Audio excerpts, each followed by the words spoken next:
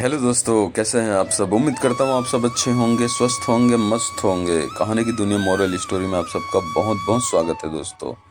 आज आपके लिए कहानी लेकर आए हैं, एक थी सरोमा। तो आइए सुनते हैं दोस्तों आज की ये बहुत ही अच्छी कहानी।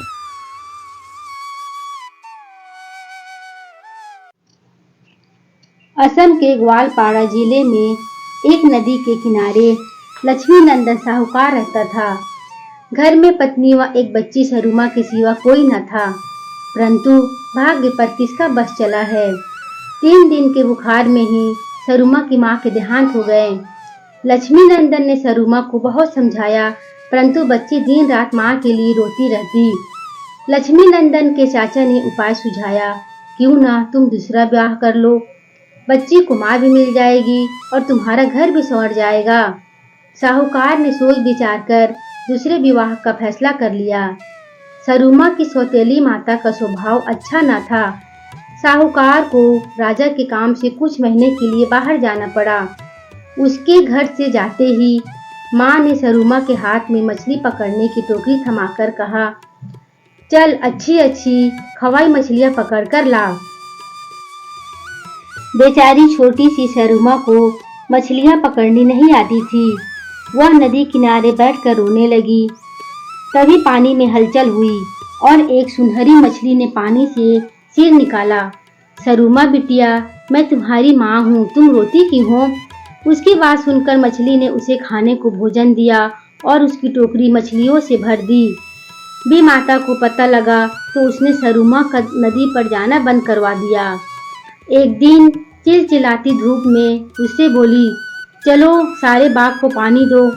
भूखी प्यासी सरुमा पेड़ के नीचे बैठी रो रही थी। तभी उसकी मरी हुई माँ एक तोते के रूप में आई। उसने सरुमा को मीठे मीठे फल खाने को दिए और रोज आने को कहा। भी माता तो सरुमा को भोजन देती नहीं थी। सरुमा रोज पेड़ के नीचे बैठ जाती और तोता उसे मीठे मीठे फल खिलाता। सौतेली माँ ने यह बात सुनी तो वह पेड़ ही कटवा दिया। सरुमा का बाग में जाना भी बंद हो गया। फिर उसकी माँ एक गाय के रूप में आने लगी। सौतेली माँ ने देखा कि सरुमा तो दिन रात मोटी हो रही है। उसने पता लगाया कि एक गाय रोज सरुमा को अपना दूध पिलाती है। सौतेली माँ ने गाय को मारने की कोशिश की, परंतु गाय उसे ही सींग मारकर भाग गई। वह गुस्से से आग बबूला हो गई। सरुमा पर कड़ी नजर रखी जाने लगी। कुछ दिन बाद उसने देखा कि सरुमा घर के पिछवाड़े खेती में से टमाटर तोड़कर खा रही है। उसने वह पौधा बेरहमी से उखाड़ दिया। सरुमा को एक कमरे में बंद कर दिया।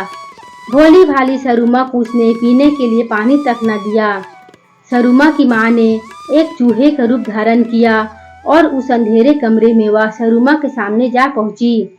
आंखों में आंसू भरकर बोली, सरुमा मत रो बेटी, मैं आई हूँ, तेरे लिए भुनी कराई लाई हूँ। सरुमा ने जी भर कर कराई खाया और माँ द्वारा लाया गया पानी पिया। बंद कमरे में भी सरुमा फल फूल रही है, यह देखकर सौतेली माँ ने उसे जान से मारने का निश्चय कर लिया। साहूकार के लौटने में 4 दिन की देरी थी। सरुमा की माँ ने उसे ऐसे वस्त्र दे दिए थे जिसे पहनकर वह सुरक्षित हो गई। उन वस्त्रों पर तलवार के वार का असर नहीं होता था। सौतेली माता का हर वार खाली गया। साहूकार लौटा तो सरुमा के लिए बहुत सा सामान लाया। वह सरुमा को पुकारने लगा। तभी कमरे में से आवाज आई, अगर सरुमा के प्राण बचाना चाहते हो तो नई माँ को धक्के देकर बाहर निकालो। लक्ष्मी नंदन ने सरुमा से सारी पिछली बातें सुनी तो उसे पत्नी पर बड़ा गुस्सा आया। जैसे ही वह बाजार से घर लौटी तो लक्ष्मी नंदन ने उसे घर में घुसने नहीं दिया। वह रोती कलपती अपनी माँ के घर लौट गई। सरुमा अपने पिता के साथ सुख से रहने लगी। उस दिन के बाद माँ की आत्मा फिर कभी वापस नहीं आई। तो दोस्तों, कैसी लगी आज की आपको ये कहानी? उम्मीद करती हूँ आपको अच्छी लगी होगी। इस तरह की अच्छी अच्छी कहानियाँ सुनने के लिए हमारे चैनल को सब्सक्राइब कर लें।